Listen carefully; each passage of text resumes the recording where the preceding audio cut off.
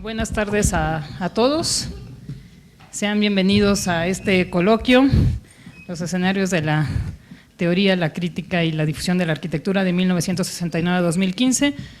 Yo solo les diré brevemente que este es uno de los eventos paralelos a la exposición Escenarios de Transformación, Arquitectos UNAM 1969-2015, que estará en exhibición hasta este 25 de marzo. Entonces, pues aquí a mis colegas que apoyaron en la organización del coloquio, a Juan Ignacio del Cueto Ruiz Funes, coordinador del Centro de Investigaciones en Arquitectura, Urbanismo y Paisaje, al arquitecto Emilio Canec Fernández, coordinador del Seminario de Teoría, Historia e Investigación, aquí de la licenciatura, bueno, al arquitecto Armando Carranco y al arquitecto Héctor Ferreiro, de la División de Educación Continua, que pues son culpables junto conmigo de la organización de este evento. Y bueno, desde luego también le damos la bienvenida al maestro Marcos Massari Iriart, director de la facultad, y al doctor, dice que ya se va, no es cierto, y al doctor Javier Guzmán Urbiola, que es subdirector de Patrimonio Artístico Inmueble del Instituto Nacional de Bellas Artes, que nos hace el honor hoy de abrir el coloquio. Entonces, sin más, yo le voy a dar la palabra al arquitecto Massari en primer término.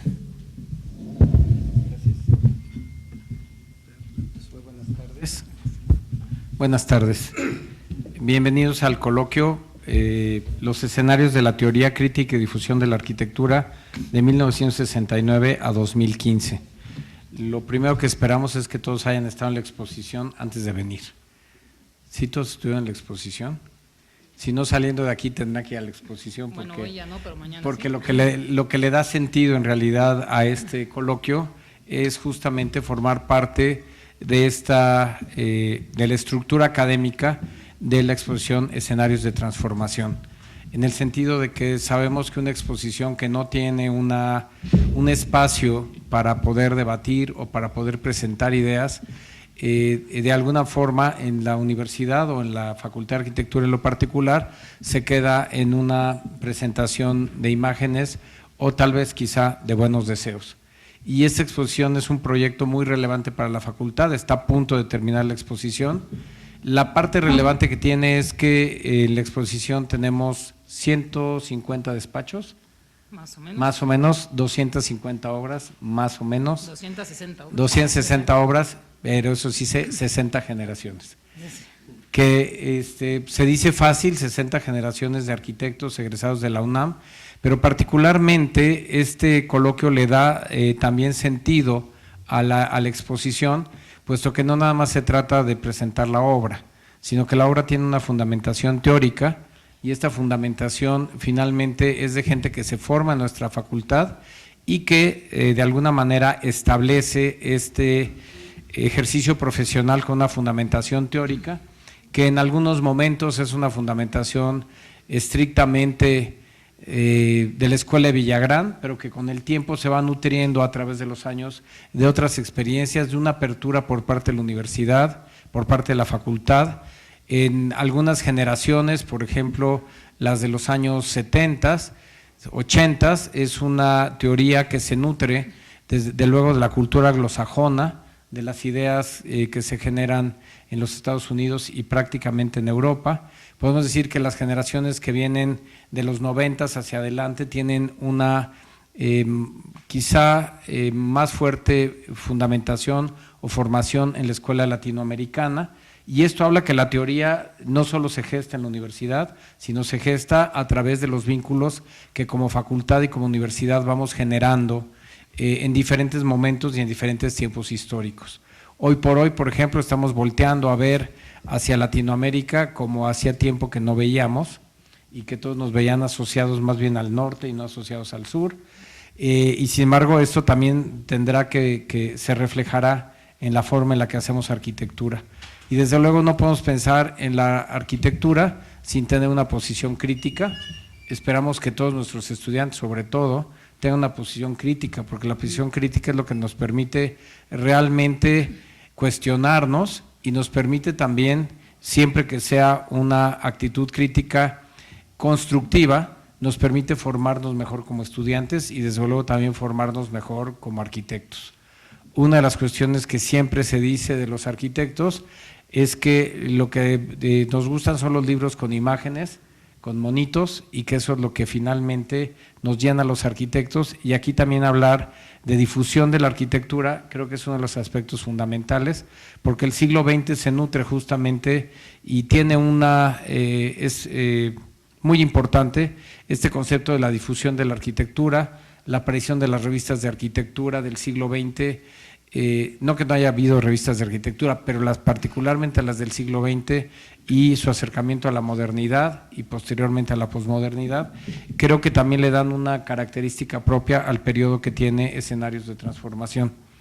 Entonces, este coloquio que se va a llevar a cabo hoy, jueves y viernes, nos permite pasar por estos espacios de la teoría, la crítica y la difusión de la arquitectura, y sobre todo le da también otro sentido a la exposición y nos permite establecer otras plataformas, otros puntos de partida y conocer otros enfoques, que eso creo que es lo interesante de los paneles que se han conformado, en donde hay una conferencia magistral, 3 panelistas y pues un espacio importante finalmente de debate, que desde luego vendrá también incluido en la publicación que se va a hacer de esta exposición. Entonces, todos los que participen en realidad van a empezar a formar parte de este documento que se está realizando para conservar y documentar esta exposición, que pronto dejará de estar en el MUCA, pero que forma parte ya de un proceso de investigación dentro de la facultad. Bienvenidos todos al coloquio. Javier Guzmán, te quiero agradecer que estés con nosotros hoy como ponente. Kate Ettinger también, que está aquí, quisiera agradecerte. Me parece muy importante el hecho de que tengamos a alguien que está desde luego en el área de la conservación del patrimonio, que ese es el área fuerte de Javier Guzmán. Kate Ettinger, que desde la Nicolaita ha desarrollado un trabajo muy importante en el área de investigación y de teoría e historia, básicamente, y bueno, a Emilio Canek, que pues es el coordinador del área en este momento en la facultad y que es parte de este gran cambio que estamos generando a través de la modificación del plan de estudios. En algún momento estará con nosotros Toño Toca, así es, que es el conferencista magistral, que creo que vamos a invertir. Lo vamos a, sí, bueno, ¿Sí? de una vez avisamos, es que viene atorado para no variar en el tráfico de esta ciudad. Entonces vamos a hacer el programa al revés, primero van a hacer las ponencias y después la conferencia magistral. Sí, y en ese sentido pues creo que va a ser un espacio muy rico en experiencias, pero también espero que muy rico en el debate en torno al tema. Bienvenidos todos. Entonces primero Emilio Canek, por favor. Buenas tardes a todos. Bueno, en primera instancia, gracias por estar, por venir. Me parece que el hecho de que aparezcan eventos relacionados con exposiciones dentro de la facultad ayudan a oxigenar un poco la discusión y a poner en situación cosas de lo que a veces no se puede discutir más que recorriendo la misma. El hecho de que esta vez se haya construido toda una serie de eventos alrededor de la exposición Escenarios de Transformación, me parece que ha permitido que esa oxigenación ayude a que la exposición se vincule directamente con la facultad, ¿no? Me parece que eso es un acierto de Isaura, que creo que es la mente detrás de todo lo que se empezó a construir en esta exposición de Escenarios de Transformación, y que de alguna manera está convocando a la facultad misma a involucrarse dentro de esta discusión. Me parece que el hecho de que una revisión de una serie de generaciones de universitarios que han producido cosas en diferentes ámbitos ha tenido diferentes aportaciones y diferentes alcances. Seguramente se enteraron, prácticamente todo el mes pasado estuvimos desarrollando una serie de conversatorios dentro del MUCA como para poder plantear una discusión mucho más abierta con los autores que estaban construyendo las cosas que se presentan dentro de esta exposición, y justamente convocamos a profesores y a estudiantes de los cursos de Arquitectura en México del siglo XX para que se involucraran directamente en un diálogo mucho más abierto y mucho más franco, como para poder saber y cómo lo hicieron para estar aquí, ¿no? Entonces, me parece que eso ayuda bastante, y me parece también que aprovechando pues, prácticamente el cierre de esta muestra, el hecho de que estos 3 días se pueda discutir directamente con cuestiones que abarcan la producción, la difusión, pero también la crítica y la teoría que está alrededor de lo que se está produciendo, también ayuda a oxigenar bastante, sobre todo, como diría Vittorio Gregotti, en estos cielos faltos de ideas, donde a veces la discusión queda de lado, porque a veces la crítica se malentiende como un aspecto negativo y no se aprende de la discusión real que implica poner en juicio las obras. Entonces me parece que el hecho de que en estos 3 días se pueda empezar a generar esa discusión aquí adentro enriquece bastante la aportación misma de la muestra y sobre todo su trascendencia. Me parece que viéndola a la distancia, el hecho de que en este año se haga este corte implica pensar, sobre todo para todos los estudiantes que andan por aquí, cómo ahora va a ser esta producción que va a definir a este otro grupo de universitarios que también va a ser egresados y que también va a tener una producción que esperamos que dentro de 60 años aparezca otra muestra similar para poder hacer la recopilación de toda esta producción que de alguna manera va marcando una pauta de la universidad frente a la nación, ¿no? Que finalmente parece que ese es el alcance que tiene a nivel general. Entonces yo me congratulo de haber sido invitado también a formar parte de este esfuerzo. Me parece que los temas que vienen en estos 3 días van a ser suficientemente atractivos como para también generar la polémica aquí adentro, y me parece que esto de alguna manera va a enriquecer bastante los saldos de lo que una muestra tan grande, tan exhaustiva, tan compleja como la que se dieron a la tarea de organizar pueda tener frutos atractivos, ¿no? Muchas gracias. Juan Ignacio del Cueto. Muy buenas tardes a todos. Creo que la exposición Escenarios de Transformación Arquitectos UNAM 1969-2015 va a ser un parteaguas en el futuro, porque como bien lo dijo Caneca, ha sido un esfuerzo enorme por intentar entender qué pasó en nuestro país y en nuestro campo después del 68. Digamos que del 68 por atrás lo teníamos bastante claro. El 68 fue una catarsis, fue un parteaguas, y después entramos en una especie de nebulosa que no ha sido muy estudiada, como que le hemos tenido miedo de entrarle. Entonces creo que es fundamental esta tarea de intentar explicar qué pasó en esos años posteriores al 68 y cómo ha sido el devenir de nuestra profesión en estos complejos y azarosos años, 50 años, ¿no? que han pasado prácticamente. Me gustaría también referirme a estas actividades paralelas que se han desarrollado en el marco de la exposición. Fueron fantásticos los 10 conversatorios que tuvimos, con 3 participantes en cada conversatorio, todos representados al menos con una obra en la exposición. Entonces fue una manera muy viva de también escuchar razonamientos y ideas, testimonios de los protagonistas de estos 50 años de arquitectura.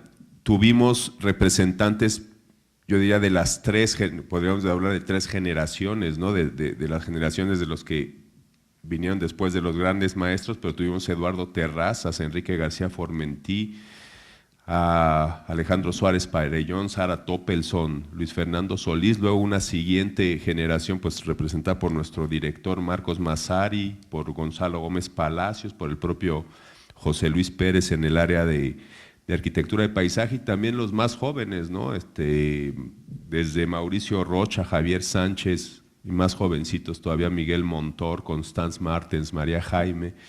Entonces fue realmente muy enriquecedor, y creo que también esos testimonios que se podrán ver más adelante en internet, pues serán muy valiosos para las futuras generaciones. Este coloquio que se arma prácticamente ya como cierre de la exposición, y con estas 4 digamos, 4 sesiones muy intensas que vamos a tener con esta estructura de una conferencia magistral de 40 minutos, pues con protagonistas de esta parte de la arquitectura, que al final de cuentas es arquitectura también, la historia, la crítica, la teoría de la arquitectura. Hoy tendremos, como ya se dijo, a don Antonio Toca, y después, bueno, estarán Ernesto Alba, estará Luis Noel en el cierre, y luego estas ponencias más breves. Las conferencias tendrán 40 minutos, las ponencias 20. Hay un error en el cartel porque hoy dice que las ponencias van a ser de 40 minutos, no es así, serán de 20 minutos, y luego una mesa redonda en la que se intentará pues tener una retroalimentación de lo hablado en cada una de las sesiones. Esto terminará, bueno, tenemos esta sesión hoy, mañana 2 sesiones en la tarde y el viernes la sesión de clausura en la mañana y en el auditorio del MUC. Y luego las 2 actividades pues también estelares la próxima semana, ¿no? El homenaje a Agustín Hernández, que será el miércoles 22, ¿a qué hora? A las 6 de la tarde. A las 6 de la tarde, miércoles 22 a las 6 de la tarde, y la conferencia magistral del jueves 23 a las 12 de la mañana de Sánchez Arquitectos, con un título muy sugerente, Ideas y prácticas de un taller. Entonces sí, quiero reiterar la felicitación a Isaura González Gottdiener por todo el trabajo que ha hecho, además de encabezar al equipo curatorial que trabajó para la exposición, pues en organizar todos estos eventos de primerísimo nivel. Muchas felicidades, Isaura, y le cedemos la palabra a don Javier Guzmán Urbiola. Buenas tardes a todos. No es inauguración. Es inauguración, sí. Yo redacté un mensaje muy simple, asesorado aquí por de modo tal que, y muy breve, son 3 cuartillitas, voy a permitir leerlas. Estoy muy agradecido por la invitación a la inauguración de este coloquio denominado Los escenarios de la teoría, crítica y difusión de la arquitectura de 1969 a 2015. Agradezco al maestro Marcos Massari Iriart, director de la Facultad de Arquitectura de la UNAM, así como a la arquitecta Isaura González Gottdiener, coordinadora de este evento y curadora en jefe de la exposición Escenarios de Transformación, por la invitación, ya lo dije, ¿no? Saludo también con afecto al doctor Juan Ignacio del Cueto Ruiz Funes y al arquitecto Emilio Canek Fernández. Para mí siempre es causa de alegría volver a la UNAM, a la Facultad de Arquitectura, y particularmente con un motivo como el coloquio y exposición, como la que podemos disfrutar ahora en el Museo Universitario de Ciencias y Artes. Espacio que desde 2015 retomó su vocación para dedicarse, entre otras actividades, a la difusión de la cultura, y donde la arquitectura ha encontrado un escaparate para presentarse no solo a la comunidad universitaria, sino a públicos más amplios. Justamente este trabajo de crítica y promoción de la arquitectura desde una perspectiva institucional, en la que se recupera la labor de egresados y profesionales de estos quehaceres, es lo que nos motiva hoy a reunirnos. Difundir la labor de los arquitectos y acercar su trabajo a una población no especializada, vincularla a la cotidianidad, provocar su apropiación y entenderla como patrimonio, no es una labor sencilla. Me gustaría compartir con ustedes, comentar que durante parte de mi desarrollo profesional he tenido la grata experiencia de estar cerca de la arquitectura y de muchos arquitectos como investigador, docente y en los últimos años como servidor público. En todo este tiempo he constatado la necesidad imperiosa no solo de reinsertarla en la cultura, entenderla como vehículo de significado de una sociedad y también de valorar su conservación y de conservarla, ¿no? Poner manos a la obra, ¿no? Como es sabido, desde su creación en 1946, el Instituto Nacional de Bellas Artes, a través del entonces Departamento de Arquitectura, como se llamó en su origen a la hoy Dirección de Arquitectura, ha tenido la encomienda de difundir la arquitectura de muy diversas maneras. Entre aquellas labores sobresalían la realización de exposiciones, mesas redondas nacionales y posteriormente internacionales, publicaciones, facsímiles, entre los que destacan catálogos y los famosísimos cuadernos de arquitectura y conservación del patrimonio artístico. Estos fueron iniciados por la arquitecta Ruth Rivera en el año 1961 y con ellos dio inicio una colección especializada en que se ponía y pone en valor no solo las aportaciones, pensamiento y obra de arquitectos mexicanos, sino de muchos otros que han desarrollado su quehacer más allá de nuestras fronteras. Este compromiso de poner en valor la arquitectura sigue siendo una de las tareas sustantivas del INBA, del Instituto de Bellas Artes, que desde el año de 1977, con la creación, ahora sí ya, de la Dirección de Arquitectura, se lleva a cabo ahí el registro de los inmuebles de valor estético relevante, de valor artístico, desde inicios del siglo XX hasta nuestros días. Es por ello que en el INBA celebramos todo esfuerzo de investigación, difusión, reflexión crítica relacionado con la arquitectura, como es el realizado por la Facultad de Arquitectura de la UNAM a través de esta exposición, a través de la exposición que nos reúne, y este evento académico en el que durante, ya se dijo, los próximos 3 días se discutirá en torno al desarrollo de la teoría, la crítica y la difusión de la arquitectura en México de la segunda mitad del siglo XX para acá, básicamente. Me es grato compartir pues con ustedes que en ambos casos, exposición y coloquio, el INBA está presente, siempre hemos sido colaboradores y cómplices, ¿sí?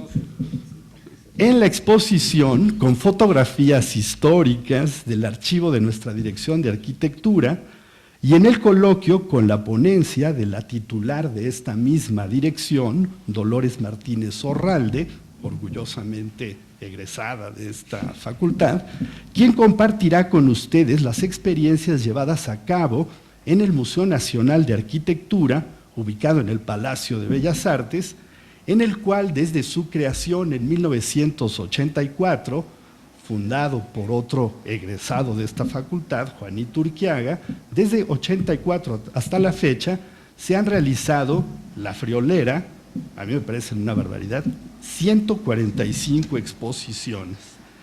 Destacaré pues también que en el INBA y la Facultad de Arquitectura han compartido esfuerzos en la preservación y difusión del patrimonio arquitectónico del siglo XX, entre los que podemos mencionar la restauración de la Casa Estudio Diego Rivera y Frida Kahlo, realizada por otro maestro de esta facultad, Víctor Jiménez, y también funcionario del INBA, y en los años más recientes la restauración y recuperación de la Casa O'Gorman por un equipo multidisciplinario donde también estuvo el querido Víctor Jiménez, así como la realización de infinidad de eventos académicos y exposiciones. Me vienen a la memoria infinidad, la exposición de Mario Pani en el año 2000, la de Thomas Herzog en el año 2004 y, por supuesto, presencia del exilio español en la arquitectura mexicana, por supuesto, curada, investigada, ¿por quién? por Dino del Cueto en 2014.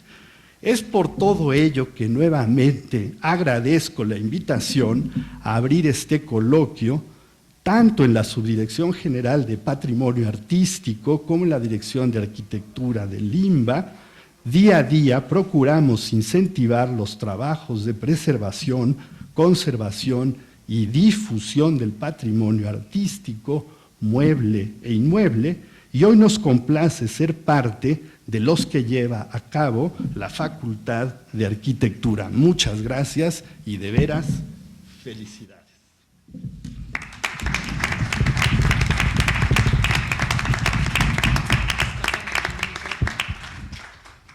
Bueno, agradecemos a la mesa inaugural y vamos a dar paso a las ponencias. Le voy a dar la palabra al arquitecto Armando Carranco, quien modera hoy la sesión, para que él vaya presentando a nuestros invitados. Bien, buenas tardes.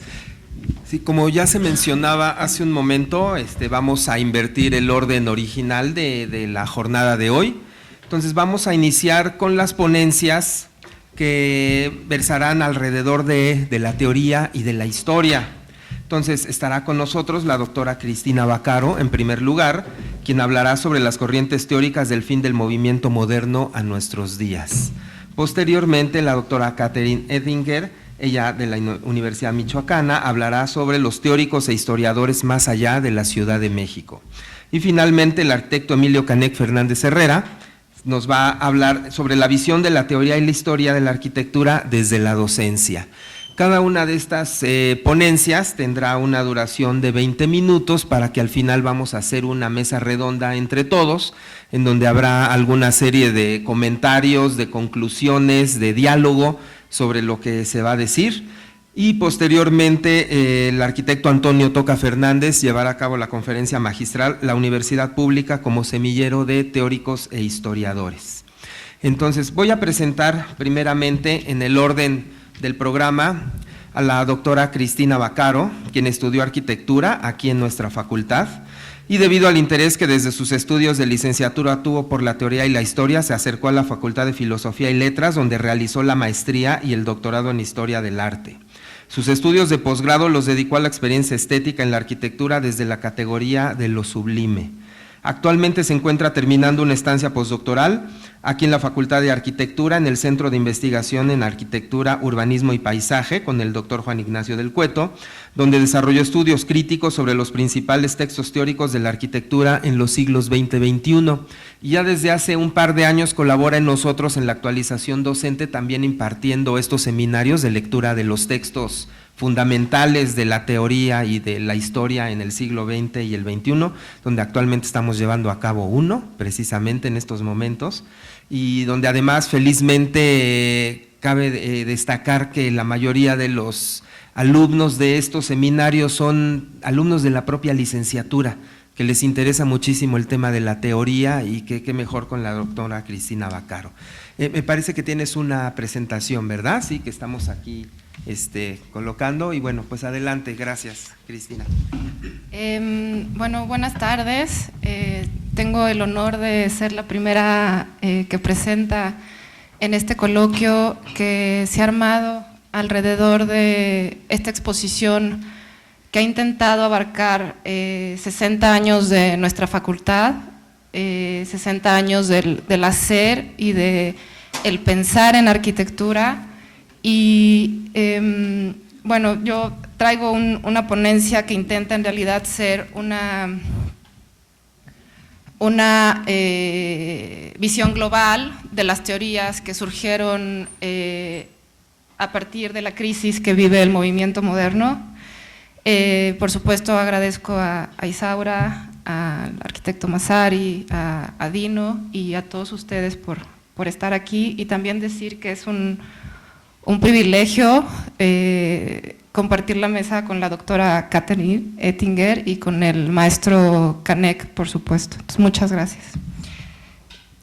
Bueno, también por cuestiones formales, yo, debo decir que estoy finalizando mi estancia postdoctoral con el doctor Juan Ignacio del Cueto, gracias a que se me permitió estar aquí en la Facultad de Arquitectura después de hacer el doctorado en Historia del Arte, y gracias a la DEGAPA, a la Dirección General de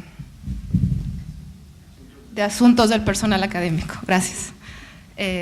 Ahora sí empiezo. Le llamo a mi texto Corrientes teóricas del fin del movimiento moderno en nuestros días, y le pongo un subtítulo que en pregunta dice: un ensayo sobre la posmodernidad arquitectónica, y comienzo.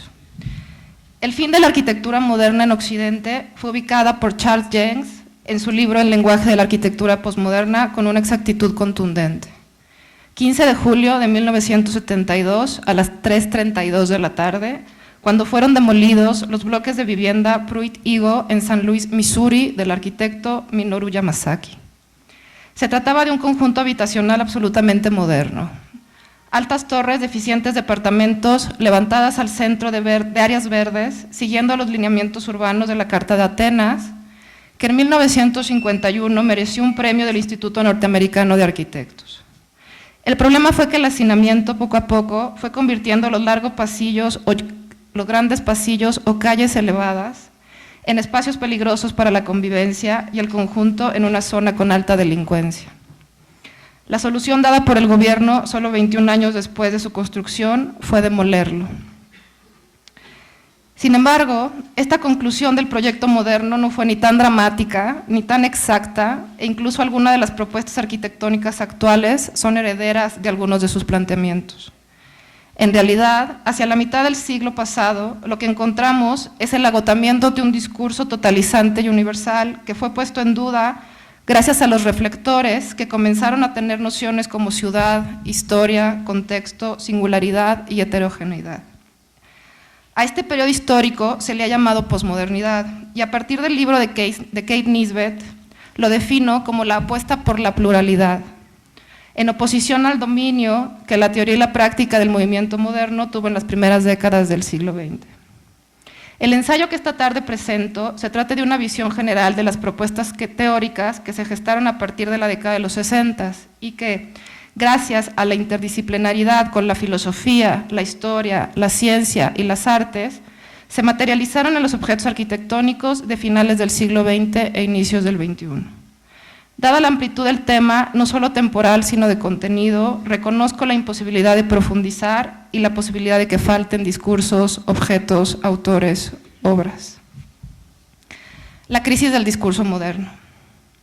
La producción en serie de vivienda, la redensificación de las ciudades, la homogenización del habitar fueron objetivos de la arquitectura moderna y a su vez fueron un reflejo de lo que se pretendía que fuera la sociedad industrial, que intentó que la eficiencia de las fábricas y la racionalidad del capitalismo permearan en todos los ámbitos de la vida de las personas, en particular en sus casas.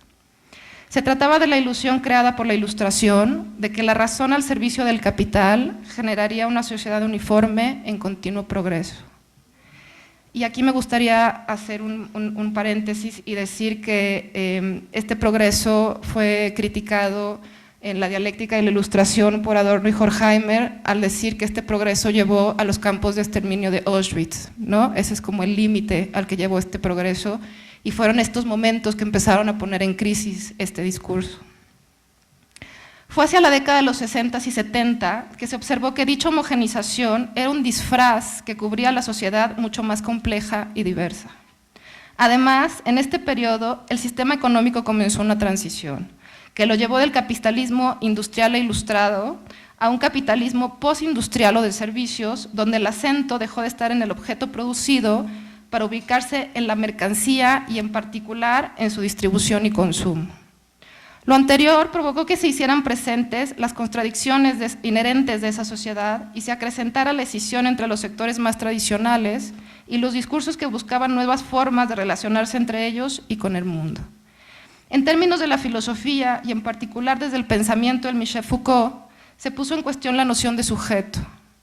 Ese individuo que controla y conoce a los objetos que se ubican en el mundo. Ese es el hombre ilustrado. Para comenzar a cuestionar dicha relación de dominios a la naturaleza, los cuerpos, la materia, los afectos, y buscar nuevas maneras de interacción con nuestros contextos.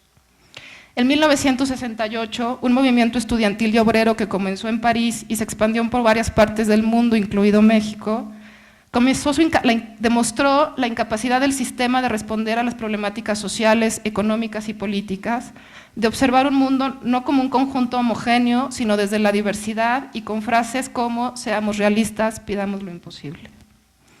Es en este contexto que la arquitectura moderna fue puesta en cuestión y sometida a una incisiva crítica.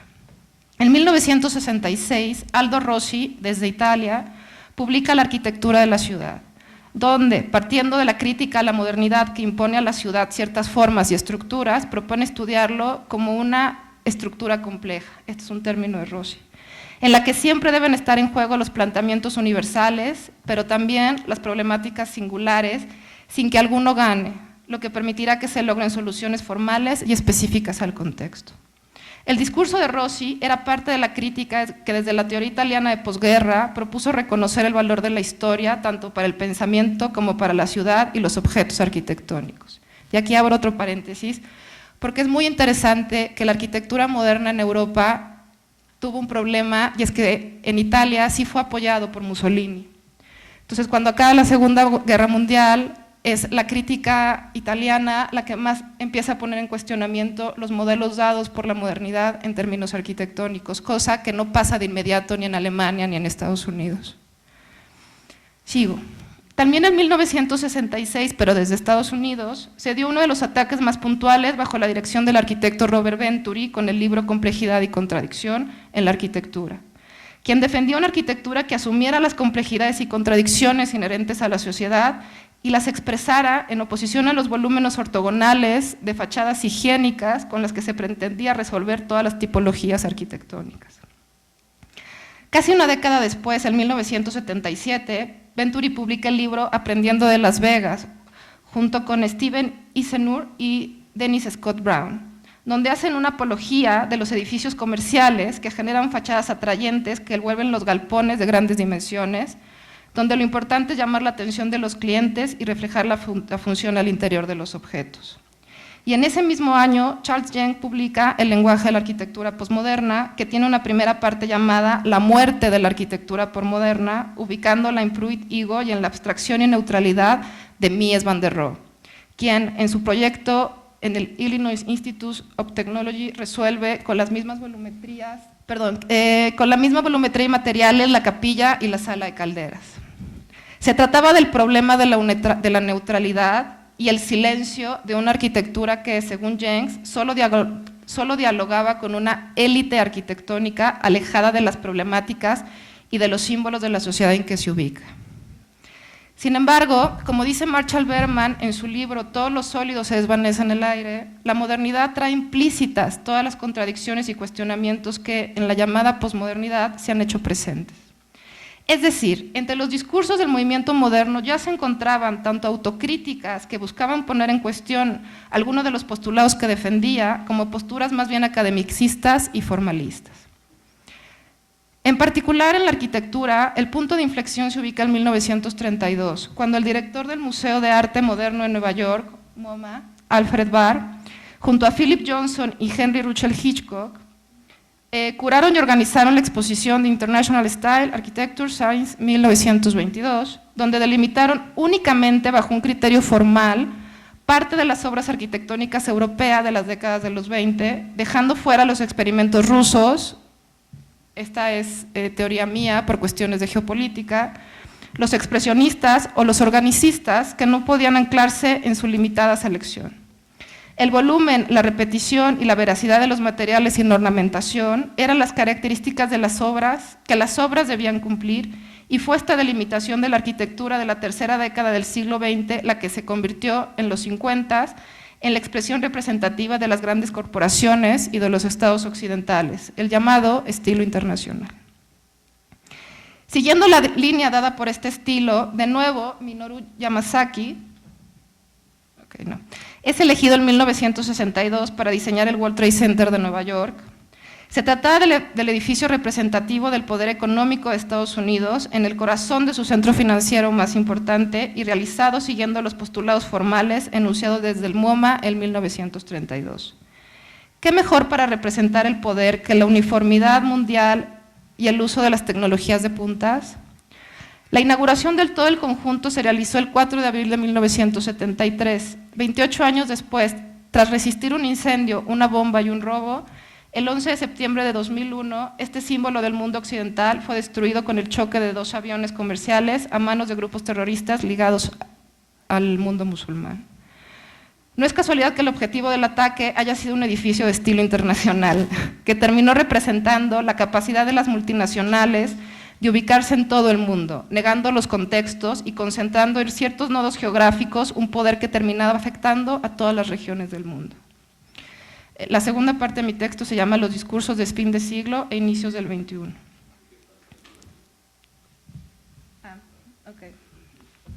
Okay. El final del siglo XX se construyó desde el discurso del neoliberalismo y la globalización. Términos que el día de hoy dicen tanto que al final no dicen nada, pero que podemos entender como la siguiente etapa de un capitalismo que necesitó más espacios donde distribuir sus mercancías y fuerza de trabajo más baratas en países periféricos.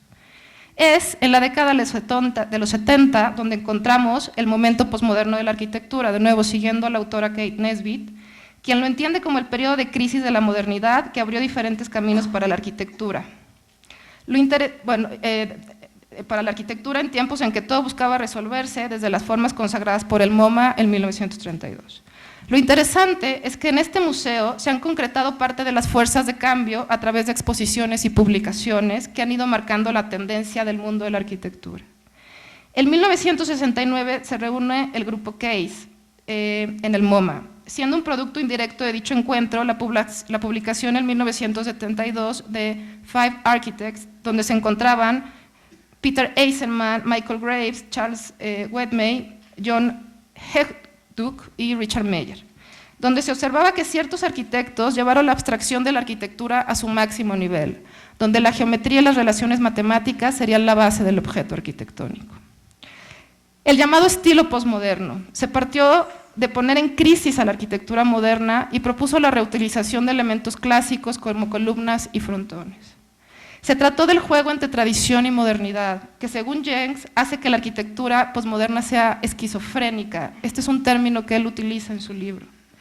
Y está a medio camino entre estas dos nociones. Dicho autor no fue el primero en usar el término posmodernidad para la arquitectura, pero sí fue el que lo llevó a la fama y lo caracterizó.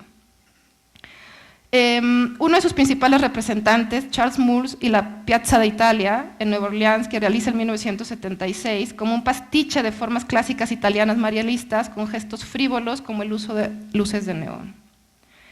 En oposición al estilo posmoderno y su rechazo total a la modernidad arquitectónica, se desarrolló un movimiento que propuso potenciar la confianza que la modernidad tenía en la tecnología, a lo que se nombró como high-tech.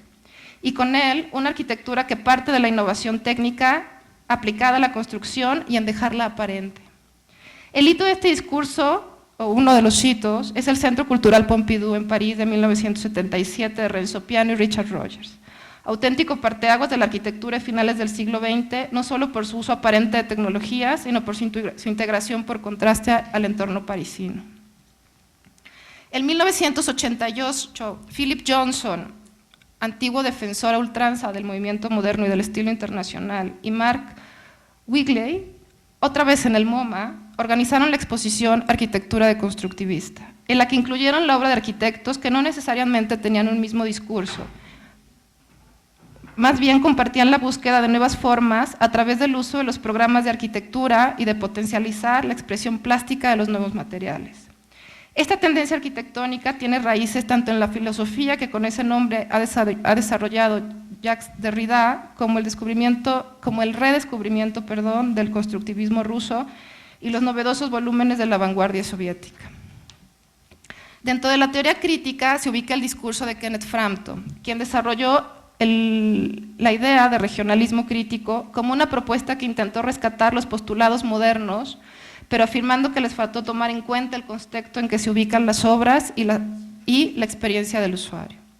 Una propuesta arquitectónica que llevó a cabo esto será además una crítica a las condiciones sociales en las que se ubica, reforzando la idea de la importancia de la singularidad en oposición a la universalidad arquitectónica. En el año 2001, con el que se inauguraba el siglo XXI y se daba un final simbólico a la idea de homogeneidad arquitectónica mundial, también implicó un momento en que se asumieron los resultados de dicha crisis y se generaron discursos arquitectónicos ya no como reacción a algo, sino como respuesta singular pero congruente a las problemáticas de la sociedad actual. Algunas de estas propuestas son la continuación de las líneas de fuerza que surgieron en la década de los 80 y 90 y otras han puesto el acento en problemáticas que, aunque existían en el pasado, no estaban en los reflectores. Siguiendo a Josep María Montaner en su libro La condición contemporánea de la arquitectura de 2015, hay 5 líneas dentro de las que podemos ubicar las propuestas arquitectónicas de inicio del siglo XX. El high-tech, el organicismo, la arquitectura de la memoria, la arquitectura experimental y la arquitectura ligada a la fenomenología. Algunas de estas líneas forman parte de la búsqueda que desde inicios del siglo XX o antes formaban parte de las preocupaciones de la arquitectura, como el organicismo, la arquitectura experimental o la importancia de las tecnologías. De esta manera, aunque la teoría actual pretende sostener sus dichos en oposición a lo realizado por la modernidad, muchas de las discusiones que rodean a la arquitectura surgieron en los inicios del siglo XX o durante las contradicciones que estuvieron presentes en su desarrollo. Con el término arquitectura de la memoria, Montaner se refiere a las obras que llaman la atención a la relación de la arquitectura con la historia en la que se ubica o en el diálogo con el contexto urbano en el que está.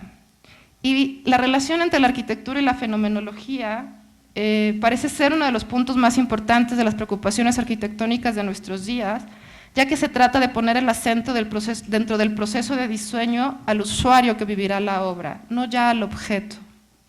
Esta interacción parte de la importancia que en el siglo XX comenzó a tener la experiencia sensible en el mundo, en oposición a la relación únicamente desde la razón y de las ideas emanadas de ella. Desde la filosofía, parte del trabajo de Edmund Husserl y del discurso que en el siglo pasado desarrolló Martin Heidegger, de quien la arquitectura retomó la importancia de la idea del habitar, del lugar, del estar en el mundo, en oposición al espacio abstracto moderno. Se trata de retomar la experiencia de estar en el espacio, de habitarlo, de percibirlo con todos los sentidos y con la conciencia, siendo ejemplo de esta tendencia las obras de Peter Zumthor y las teorías de Juan Yves Pallasmaa. Para Montaner, y esto es muy interesante, también el mexicano Mauricio Rocha forma parte de una arquitectura en la que el usuario tiene una experiencia compleja y rica en texturas, ambientes, sonidos, luminosidad. La que parece ser la principal tendencia en la teoría actual de la arquitectura es la recuperación del concepto de espacio, pero reinterpretándolo desde el discurso del lugar, donde adquiere importancia tanto el área delimitada como las condiciones específicas del lugar en que se ubica la construcción. Se trata de dejar atrás la abstracción que anula el contexto para diseñar objetos que respondan al lugar, ya sea dialogando o negándolo. De mano de la idea del lugar se ubica el empoderamiento del usuario que experimenta la arquitectura de materiales fuertes y simbólicos, con texturas y ambientes que solo buscan afectar al espectador en su conjunto. Además, se ha desprendido la necesidad no solo de dialogar con los usuarios, sino de promover que dichos intercambios sean más creativos, de donde viene esta área que se está construyendo, yo diría todavía, de la arquitectura participativa. Por último, concluyo con una página que llamé Conclusión crítica y autocrítica.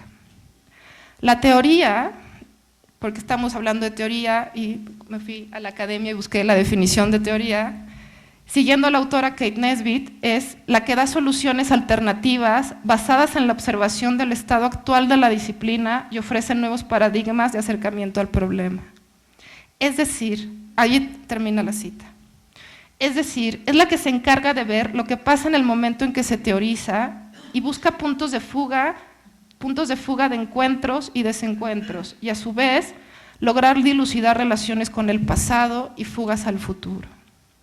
Pretender hacer teoría hoy en día parte de asumir todas las crisis que vivió la teoría y la arquitectura en el siglo XX e intentar encontrar contrastes o fuerzas que nos permitan generar discursos congruentes y productivos. Parte de ver cómo la globalización es atacada por los sectores más conservadores que antes la defendían y se construyen muros que en la década de los 80 se tiraron, lo que nos debe llevar a reflexionar sobre la función de los límites, de las fronteras y qué lugar tiene la arquitectura en esta discusión. Conocer cómo el arte tiene tantas bifurcaciones y propuestas como hay definiciones de arte y filosofías que la trabajan. Entre otras está el arte conceptual, el políticamente comprometido, el clásico, el que trabaja el momento estético y sensible y su relación con la vida política de los sujetos, el que se está haciendo desde los países periféricos o emergentes y que trata de poner en cuestión el concepto mismo de periferia. En esta amplitud de caminos y trayectos, la arquitectura también debe ubicarse y establecer posturas congruentes y claras. La teoría está en los textos, en los libros, los blogs, las revistas, y uno de los problemas actuales más importantes a los que se enfrenta es que los arquitectos y los estudiantes de arquitectura no lo observan como parte indispensable, no solo del conocimiento de la arquitectura y su historia, sino del hacer, del diseño. Hay temas que trabajamos en los escritos y que por el hecho de existir los creemos vivos, pero me parece que un texto que no es leído tiene parte de camino por recorrer. No propongo nada nuevo, propongo leer lo que los arquitectos han escrito y escriben y lo que los teóricos, filósofos y pensadores hacen con ella. Y pongo un ejemplo, Le Corbusier, un lugar común, pero que es tan común que no lo leemos, que no fuimos a la fuente primaria para ver qué dijo Le Corbusier y no lo que nos dicen que dijo que se dice. Leer a Koolhaas, leer a Moneo, leer a Palasma, y aquí por favor a leer los millones de gente fantástica que ahorita está pensando y escribiendo. Y por último, enseñar a leer y analizar de forma crítica. Es decir, estudiando las condiciones de posibilidad, esto es la crítica, estudiar las condiciones de posibilidad que permitieron la creación de ese texto. Y es Kant, las tres críticas del siglo XVIII. La creación de ese texto, teoría u objeto, no importa. Defiendo la idea de una crítica objetiva que analiza, propone y concluye dejando de lado gustos subjetivos y particulares. Que estudie el objeto, la forma, el contexto, la ubicación, el discurso, para luego generar reflexiones novedosas que ayuden a construir el mundo en que vivimos. Muchas gracias por la invitación y por la oportunidad de estar en esta mesa.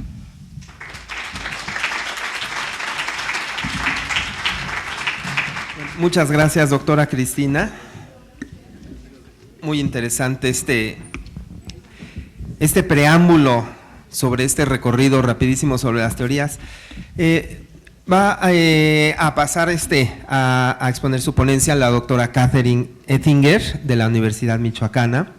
Ella es doctora en arquitectura por la UNAM, profesora investigadora titulada adscrita a la Facultad de Arquitectura de la Universidad Michoacana de San Nicolás de Hidalgo, autora de los libros Arquitectura Contemporánea, Arte, Ciencia y Teoría, La transformación de la vivienda vernácula en Michoacán, Materialidad, Espacio y Representación, libro premiado por el INA, entre otros, y coordinadora de Paseo de San Pedro a Bosque Cuauhtémoc, Modernidades Arquitectónicas, Morelia 1925-1960, la situación actual de la historiografía de la arquitectura mexicana, al igual que otros volúmenes colectivos. Sus intereses en la investigación giran en torno al encuentro entre la tradición y la modernidad en la arquitectura del siglo XX, tema que ha desarrollado en artículos y capítulos de libros. Ha coordinado proyectos de investigación financiados por CONACYT, fondos mixtos, así como por la misma Universidad Michoacana. Ha dirigido tesis doctorales de maestría y de licenciatura. Es miembro del Sistema Nacional de Investigadores con nivel NOS, miembro de DOCOMOMO y de ICOMOS Mexicano, siendo actualmente secretaria de Relaciones Internacionales de este organismo. Muchas gracias, doctora. Adelante, por favor. Y mi intervención se llama Más allá de la Ciudad de México, pero ya estoy viendo que no es tan más allá. Yo estaba pensando en una escala nacional y que muchas veces parece que todo sucede en la Ciudad de México y entonces es más allá de la Ciudad de México la idea de incorporar obras también en esta exposición que no fueran todos del centro del país. Y durante la preparación de la exposición de escenarios de transformación, estuve en contacto con colegas de diferentes partes de México tratando de seguirle la pista a arquitectos que se habían formado aquí. Y para el periodo anterior al 68 era más o menos fácil, o sea, también ya comentó Dino que eso está muy estudiado, el periodo anterior. Todo el mundo sabe lo que hicieron los grandes arquitectos o despachos en diferentes regiones, Enrique de la Mora en Monterrey o Mario Pani en Morelia, en Acapulco. Bueno, les podría dar una lista muy larga, todo está muy identificado. También el trabajo de egresados de la UNAM en trabajos de urbanismo, todos los planos reguladores y demás, de Carlos Contreras, Domingo García Ramos o Enrique Cervantes, muy conocidos. Después del 68 pasa algo similar, es muy fácil encontrar obras de los grandes despachos, de Abraham Sabludowski, Teodoro González de León, Legorreta en Ixtapa, Carlos Mijares Bracho, Las Capillas también en Michoacán, el trabajo de Oscar Hagerman. Todos estos despachos o arquitectos bastante conocidos, es fácil encontrar su obra, pero me parecía a mí que lo que era un poco más interesante es tratar de entender la obra local en las ciudades medianas y cómo egresados de la UNAM participaron en la formación de arquitectos en otros lugares, cómo la UNAM o el plan de estudios también de la Facultad de Arquitectura de la UNAM tuvo eco en otros planes de estudio. Y en fin, algo un poco más difícil de desentrañar, ¿no? Esta producción local en el campo del diseño arquitectónico y también en la investigación en relación sobre todo con la formación de posgrado en la UNAM. Creo que aunque lo otro, las obras de los grandes despachos, sea más visible, es en la transformación de las facultades de arquitectura y de las prácticas de diseño locales que el legado de los maestros de la UNAM, han engendrado algo más importante, aunque sea menos visible. Antes de comentar un poco más a detalle algunos procesos, quiero hacer una acotación. Y estoy recordando a un buen amigo, y voy a decir el pecado sin decir el pecador, que suele resumir la llegada de la arquitectura del movimiento moderno como una importación de Europa a la Ciudad de México y luego de la Ciudad de México se expandió a otras partes del país. Y no importa cuántas veces lo hemos discutido, y parece que convenzo a esta persona, después de que le explico que la modernidad en Morelia, por ejemplo, de donde vengo yo en este momento, llegó primero por medio de las revistas internacionales y la formación de profesionistas directamente en Estados Unidos. Y en todo lo que yo he revisado no encuentro contactos o muchos contactos con la Ciudad de México, mucho menos con las universidades. Bueno, muchos casos, ¿no? La Autónoma de Nuevo León, los primeros arquitectos del norte, pues tienen a Texas de vecino, y en Yucatán es también muy fuerte la influencia de Miami. Entonces, esta idea que tenemos de una expansión desde el centro hacia la periferia, pues es un esquema muy difícil de vencer, que está muy arraigado, pero es una simplificación muy burda de cómo se dio la introducción de la modernidad, que no solo niega la complejidad de ese proceso, sino también borra la idea de la agencia y los talentos locales. Y yo creo que en cada lugar en el país teníamos personas con influencias muy diversas, con una creatividad propia que engendró también expresiones modernas. Para la temporalidad de la exposición, que es después de 1969, creo que la transformación más importante es la creación de las escuelas y facultades de arquitectura en todo el país. La Facultad de Arquitectura y Diseño y Urbanismo de Tamaulipas desde el 71, la Facultad del Hábitat de la Universidad Autónoma de San Luis Potosí, 72, Facultad de Arquitectura de la Universidad Autónoma de Yucatán, 73, la carrera de Arquitectura en el Centro Tecnológico de Aguascalientes, 74, en la Michoacana, 78, en la Autónoma de Sinaloa, 79, en Colima, 83. Entonces vemos una década en que surgen escuelas en prácticamente todo el país. Y de ahí vamos a ver un cambio, ya estamos teniendo una formación local, pero en muchos casos con mucha participación de egresados de la UNAM, o sea que hay que decirlo.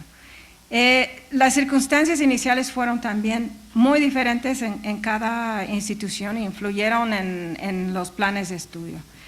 El caso, bueno, cuando platiqué con compañeros de las diferentes universidades, me platicaban en Sinaloa la llegada de una pareja de argentinos que realmente dejaron una impronta muy importante en la licenciatura, fueron los líderes ahí.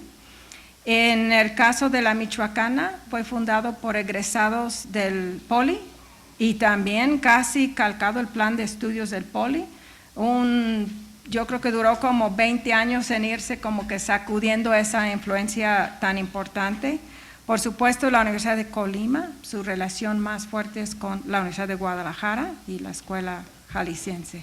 En fin, cada institución tiene una historia propia, pero donde convergen un poco en su relación con la UNAM, creo que tiene que ver en los años, sobre todo a mediados de los 90, principios del siglo XXI, donde las políticas nacionales insistían mucho en la mayor habilitación de los docentes.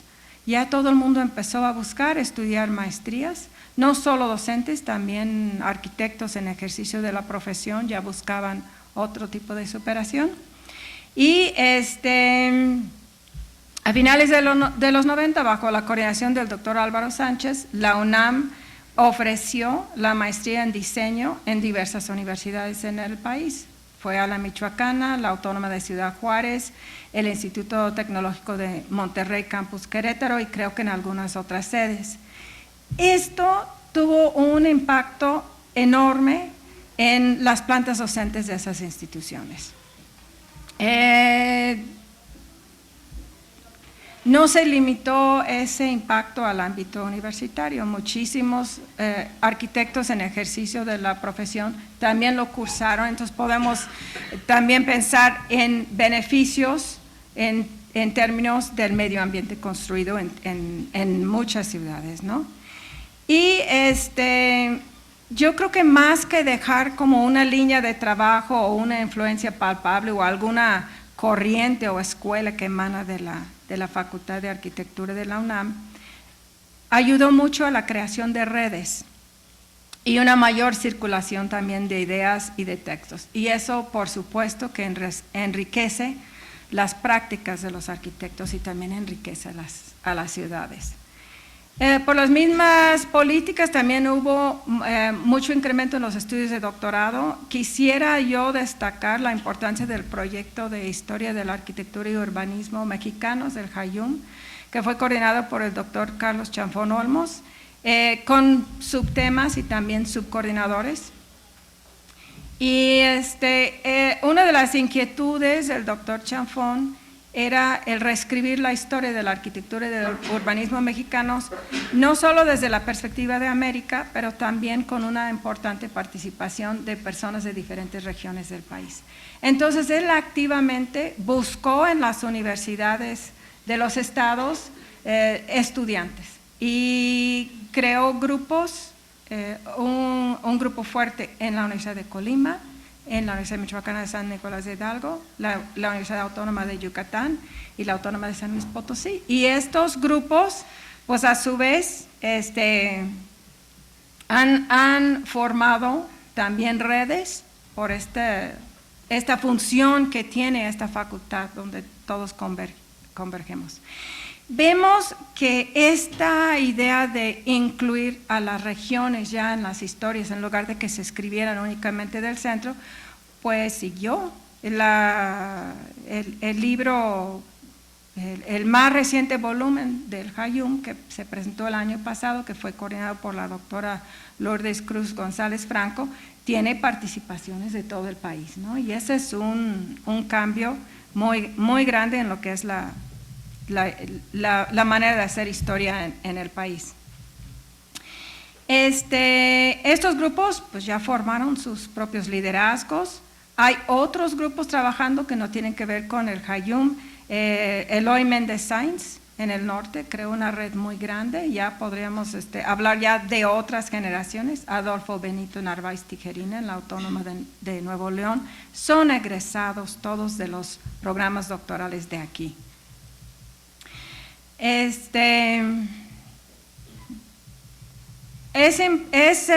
impresionante seguir como que la cadenita de trabajo que emana de estos programas.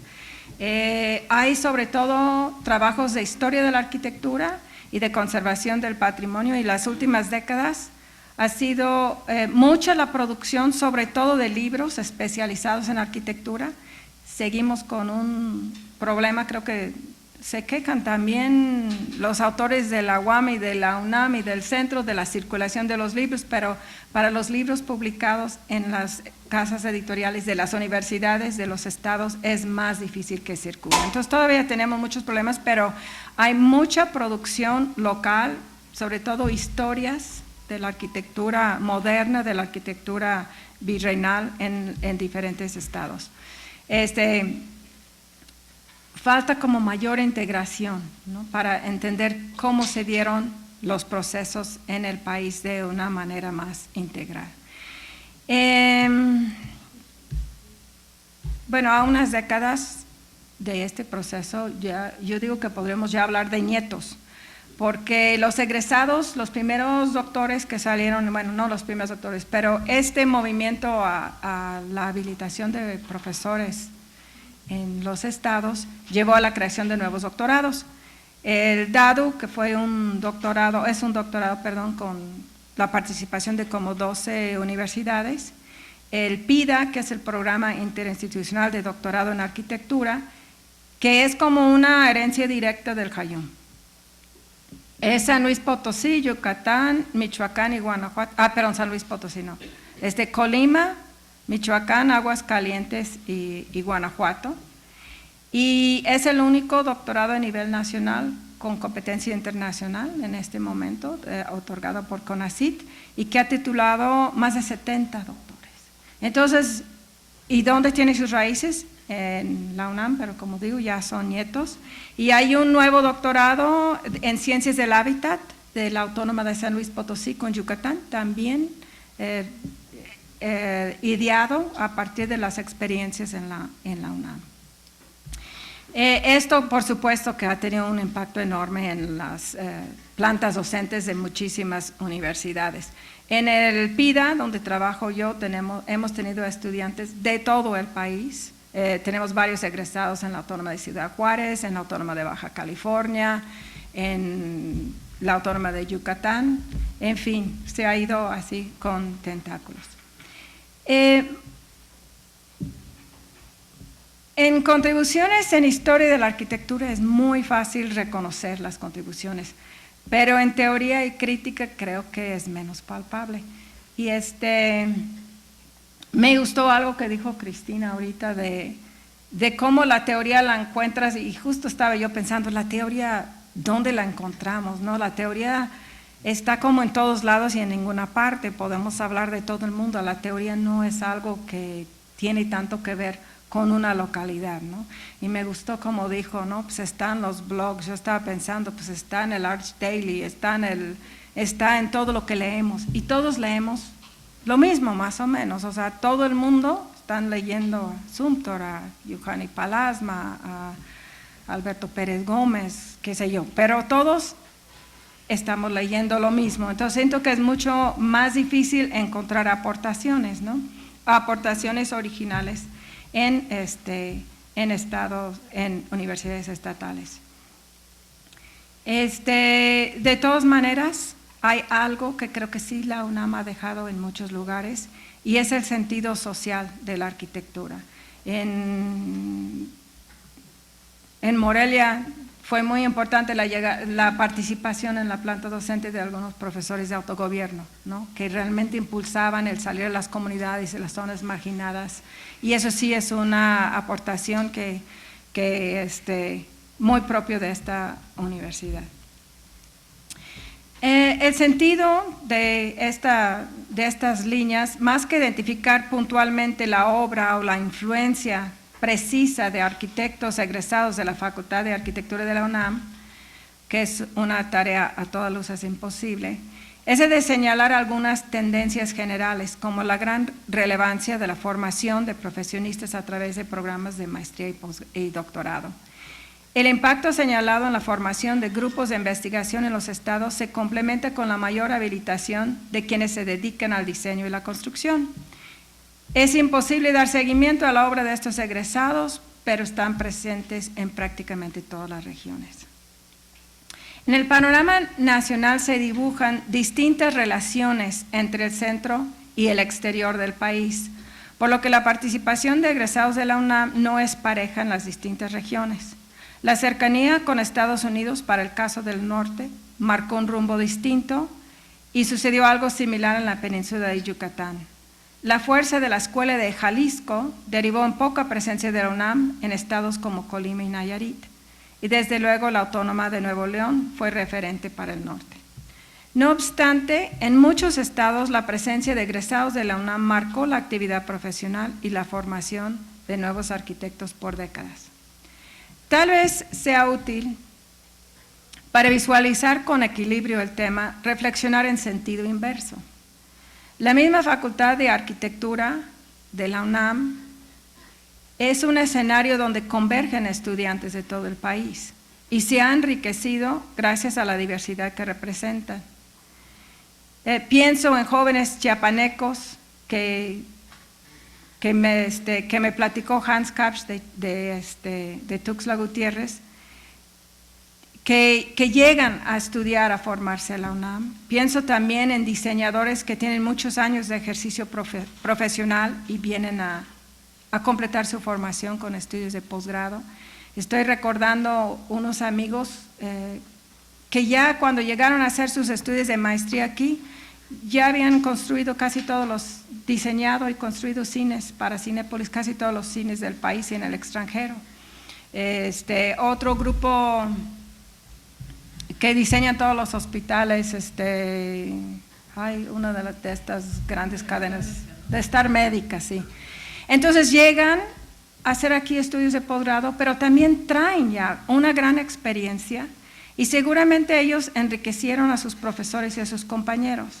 Entonces podemos pensar en la Facultad de Arquitectura de la UNAM, sí como universidad nacional, pero no solo como el sitio desde donde emana la arquitectura, sino también el espacio donde convergen las experiencias, donde se recogen las propuestas de todo el país. Y creo que esa es mucha de la grandeza, no lo que exporta, sino que también lo que atrae. Y en el ámbito de la historia y la teoría, las discusiones en los salones de posgrado donde emergen las prácticas y las situaciones locales, las perspectivas de otros centros, por no decir de la periferia, seguramente han hecho tambalear a más de un esquema y han enriquecido a muchos otros. Pues con esto yo dejo estas reflexiones. Muchas gracias por su atención.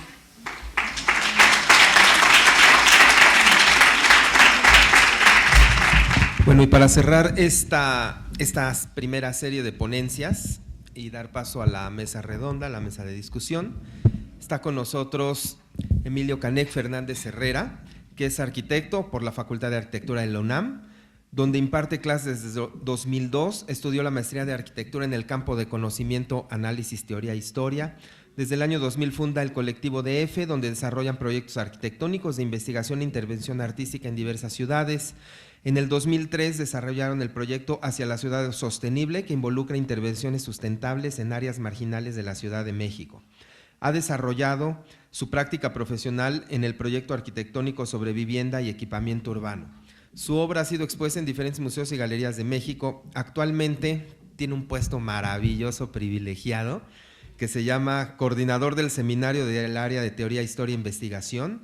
Ha sido coordinador también del taller Carlos Leduc Montaño, coordinador del Nodo México UNAM, de la Red Latinoamericana Hipótesis de Paisaje, y forma parte del comité editorial de la revista Bitácora, Academia 22 y 3060, Cuaderno Latinoamericano de Arquitectura.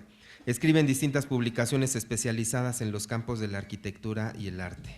Adelante, Emilio, por favor. Buenas tardes a todos. Creo que las visiones que nos acaban de compartir hablan un poco justamente de este panorama y de cómo se ha abierto en estos últimos años, sobre todo de la posguerra hacia acá, la visión de la Universidad Nacional en su escala, pero también en sus pensamientos.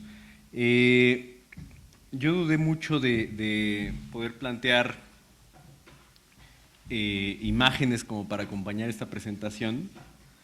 Decidí no hacerlo porque supongo que el día de mañana y pasado mañana va a haber plenitud de ellas, porque me parece que hay un tema que está detrás y me parece que eso también habla de una voluntad y de una intención que seguramente, como para documentar todo lo que está sucediendo alrededor de estos eventos, habría que preguntarle a Isaura por qué aparece primero esta mesa. Creo yo que ahí hay un tema que de alguna manera habla de la importancia y la necesidad de poder reflexionar sobre los temas que finalmente tienen que ver con esto que rodea las obras mismas, ¿no? Estas reflexiones que tienen que ver con la crítica, con la difusión, con la historia, pero también con la teoría y el pensamiento que van dándole cuerpo a lo que se va produciendo. A partir de esta invitación, algo que de alguna manera queda latente es el presente que por lo menos a esta facultad lo está caracterizando. Seguramente la mayoría sabe que estamos en este proceso de transformación, implantación de un plan de estudios, de un nuevo plan de estudios, y llama la atención pensar por qué nos tardamos tanto en esta reflexión. Es decir, llevamos 12 años prácticamente discutiendo una revisión, una identificación, una fundamentación, una justificación de un plan de estudios que de alguna manera carga con una responsabilidad, lo plantea ahorita la doctora, de una atención que de manera natural ha generado la universidad por ser una universidad nacional. Entonces, a manera incluso de advertencia, siempre en las mesas de trabajo nos comentaba el director, tengan mucho cuidado porque todas las universidades están atentas a lo que se geste en esta universidad y eso implica pues, que tenemos una responsabilidad frente a otros espacios. Entonces, eso de alguna manera está revistiendo la reflexión que el día de hoy les presento, porque justamente dentro de esta condición de trabajo que se está presentando alrededor de esta exposición, hay una serie de temas que evidentemente nos obligan a reflexionar sobre lo que se está produciendo, pero también sobre lo que se está pensando. Sí coincido con la doctora, me parece que hablar de la teoría de repente sí coincide en diferentes ámbitos, con los mismos autores, con los mismos medios, pero eso también da pie a saber hasta dónde estas diferencias pueden empezar a construir otros futuros. Yo en este caso hablaba, o les presento algo que tiene que ver también con unos síntomas. Normalmente cuando hablamos de la arquitectura, que podríamos decir incluso con lo que se está presentando en esta exposición en el MUCA, contemporánea, habla de alguna manera de cómo se ha estado pensando tanto la producción, pero también lo que está sucediendo en la sociedad. Me parece que si ustedes se dan cuenta, existen estos grandes pendones que están caracterizando cada momento histórico y me parece también sintomático cómo aprovecharon algunas imágenes características que no necesariamente tienen que ver con lo estrictamente arquitectónico para referir a una época y a un momento específico. Empiezo. Una de las visiones potenciales de la academia es poner en riesgo la condición tradicional de los saberes, ponerlos en crisis para detonar nuevas estrategias de conocimiento o nuevos saberes que reafirman su condición de aplicabilidad en el momento en que los profesionistas trastocan las fronteras de lo real para transmitir y generar conocimiento. Cuando la realidad rebasa las acciones que se pretenden reflexionar en la academia, estamos frente a una disociación de conocimientos y acciones que pueden derivar en ámbitos patológicos donde los metalenguajes escritos o construidos no hacen más que indicar síntomas de una situación como la actual.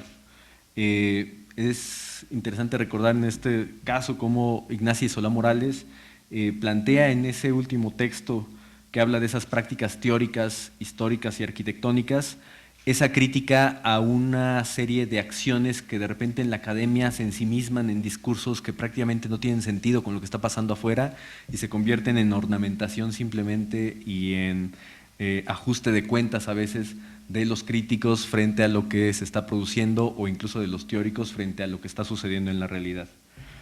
La arquitectura contemporánea en México pasa por una serie de síntomas que requieren una reflexión activa de los actores que intervienen en su proceso de producción. Esta condición pasa por los aspectos formativos que implican la educación universitaria frente a los procesos acumulativos de la masa edificada repartida en la ciudad y en los asentamientos humanos dispersos que ya no encajan propiamente en la definición de lo rural. Estas situaciones guardan relaciones entre sí y deben ser vistas dentro de un modelo global que está determinando en gran medida las transformaciones urbanas de este siglo. Kohlhaas nos dice en algún momento que la diseminación planetaria de los modelos urbanísticos con un significado casi ecológico, casi haciendo una broma como las que acostumbra, lo que ha florecido aquí germinará allí, mucho más lejos, en el espacio, en el tiempo, en un medio más propicio. Los modelos, en este caso genéricos, solo se hacen reales en las condiciones locales de un clima más favorable y de una libertad de acción sin trabas. Modelo que vemos instrumentalizado en la producción arquitectónica de nuestro país, donde la imagen, la necesidad en la pobreza y la indiferencia ante lo edificado demuestran líneas evidentes de un problema del que no conocemos aún las dimensiones. En el caso de la formación, el ejercicio de la práctica arquitectónica dentro y fuera de la universidad debiera ser una condición natural si desde la etapa formativa se establecieran planteamientos que desarrollen estrategias de intervención, reflexión y orientación con posturas críticas que trasciendan las inercias disciplinares de la modernidad. Por otro lado, si asumimos la educación universitaria como un espacio de formación de intelectuales, habría que esperar, siguiendo a Paul Hirst, que los universitarios puedan desarrollar con creatividad ideas que sirvan de orientación para la sociedad en el momento en que haya disposición a una transformación de las circunstancias dadas. Es interesante cómo en este caso, incluso alrededor de lo que comentaba Cristina, cómo de alguna manera todavía seguimos cargando esas inercias, incluso en la forma en cómo estamos impartiendo las clases. Todavía seguimos viendo que autores contemporáneos no son requeridos y todavía seguimos cargando esa dosis de modernidad donde las culpas todavía nos obligan a pensar en cuestiones que en los años 40 probablemente ya fueron superadas. Todo ello obliga a tener como referente constante las formas en las que la disciplina se desarrolla, inmersa en un modelo global que transmite información a una velocidad mayor que el desarrollo social y tecnológico de nuestro país. Basta ver para comprender esto el paisaje que cotidianamente se transforma y en el que los arquitectos solo participan como espectadores de una realidad que lo supera. Ya sea por desconocimiento o desinterés, los puntos de atención para el arquitecto en ciernes se centran en las arquitecturas singulares que tienen resonancia dentro de una dominante esfera mediática que determina el valor de las obras por el número de publicaciones, menciones en redes sociales, los likes, o resonancia nominal de quien las diseña. La realidad laboral nos demuestra que el mayor espacio de actuación se presenta en la supervisión y desarrollo técnico de elementos complementarios de una arquitectura genérica que se despliega por el territorio. Es interesante en este caso cómo los datos dentro del diagnóstico de este plan de estudios nos hablaba de egresados que en la mayor parte de estos rubros aparecían generando estas acciones mucho más de carácter instrumental, donde pues simplemente y de manera a veces lamentable el egresado se encarga de estas cuestiones de carácter de supervisión o incluso en el caso complementario del dibujo de proyectos que en otros momentos y con otras decisiones se han desarrollado. Debemos entonces pensar en la orientación actual de las universidades en nuestro país, sobre todo a partir de las necesidades evidentes que ponen en alerta la sostenibilidad de un entorno adecuado para la sobrevivencia. El síntoma opera en la comprensión del papel de la arquitectura en la actualidad, en un desarrollo social desigual y diferenciada geográficamente a partir de las latitudes y densidades a lo interno del territorio. Este papel implica repensar la profesión a partir de las necesidades básicas que demandan la actuación en el territorio del habitar en todas sus dimensiones, donde los egresados tengan la capacidad de adaptación a las condiciones que la realidad implica, intelectuales con intervención activa que determinen formas creativas de asimilar los cambios para mejorar la calidad de vida de la sociedad. La redefinición de la profesión implica la redefinición de la disciplina y sus resultados, donde la elaboración de los procesos de producción hasta sus estrategias de actuación frente a la sociedad tengan un referente importante. Los proyectos no solo implican acciones edificables en el sentido físico, sino formas de intervención social que en combinación con otras disciplinas desarrollen estrategias abiertas de colaboración que requieren una formación universitaria más creativa, que permita al alumno el desarrollo de una conciencia crítica donde lo aprendido no solo pase por acciones conductistas, sino que le permita entablar procesos complejos que den respuesta a problemáticas específicas sobre el habitar. Es necesaria una reflexión profunda sobre los esquemas actuales de formación que derivan de los planes de estudio, no solo de la carrera de arquitectura, sino una revisión general de cómo se debe entender la vinculación con la realidad en modelos laborales que trascienden los esquemas de empleos remunerados a partir de acciones específicas. Más allá de una moda, la realidad de un país como el nuestro requiere planteamientos más arriesgados que permitan al arquitecto moverse en ámbitos más amplios que los que hasta ahora involucra. Esta reflexión pasó incluso dentro de estas discusiones de lo que se construyó en este plan de estudios que está por implantarse, donde justamente se hablaba de esa vinculación, hasta dónde lo que se está construyendo dentro de los talleres, dentro de la facultad, en las clases, en estas aulas, de alguna manera tiene una vinculación directa con lo que puede suceder en un ámbito de actuación mucho más práctico. A veces se piensa que los alumnos están aquí en una esfera mucho más amena, el espacio de la universidad parece que plantea esa condición casi utópica de una relación social mucho más estable, mucho más amigable, y cuando salen a la realidad parece que ahí hay un choque y un enfrentamiento con algo que parece que tienen que desaprender. El segundo síntoma se presenta en la mecánica de la producción arquitectónica, que entregada a las condiciones de la globalización establece, por lo menos dentro del país, dos ámbitos característicos que requieren atención. Los modelos de producción arquitectónica que aspiran a las condiciones de singularidad dentro del entorno en el que se inscriben son referentes para quien aspira a la popularidad mediática que las nuevas herramientas permiten. Si bien las herramientas digitales facilitan la práctica arquitectónica, no muchas veces los resultados atienden a las variables que un diseño integral puede necesitar. El hecho mismo que se conciba una especialización de las materias que involucran al objeto arquitectónico deslinda en apariencia las acciones que implican la finalización adecuada de una obra.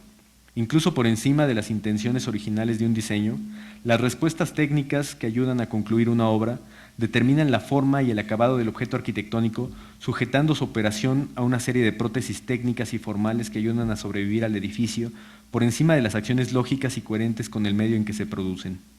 No es esa estética termodinámica que distingue Luis Fernández Galeano para hablar de la arquitectura heredada de Rainer Banham, que hace énfasis en las instalaciones y en la climatización para que de manera sostenible aspire al confort térmico. Debemos pensar que el aprovechamiento de los recursos energéticos y la nula conciencia que tenemos de los metros cúbicos de materia construida que proyectamos y construimos en cada oportunidad.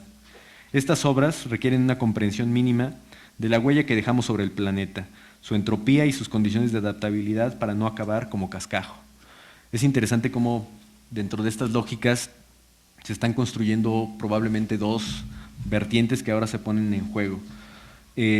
Probablemente la muerte de Zaha Hadid apagó un poco la efervescencia por el parametricismo, pero por otro lado aparece esta lógica de lo que se está construyendo en las bienales de Venecia, por ejemplo, donde otra vez se pone el acento en lo social, aunque sea de manera mediática, y obliga de alguna manera a que las universidades empecemos a pensar qué estamos haciendo con respecto de ello.